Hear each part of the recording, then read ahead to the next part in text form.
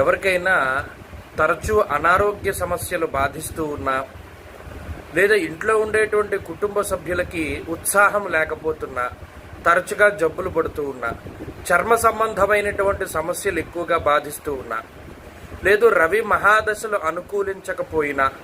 పితృదోషాలున్నా, మాతృశాపాలున్నా, ఏమున్నా సరే ఈ చిన్న రెమెడీ పాటించండి, చాలా తొందరగా మీకు రిజల్ట్ వస్తుంది. ఆదివారం నాడు సూర్యోదయానికి ముందే నిద్రలేచి స్నాన సంధ్యావందనాదులు పూర్తి చేసుకుని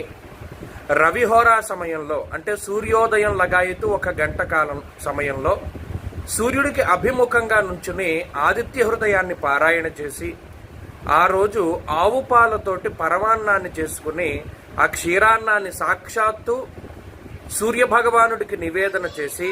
ఈ రోజంతా అంటే ఆదివారం అంతా కూడా ఆ క్షీరాన్నాన్నే భుజిస్తూ ఉండాలి.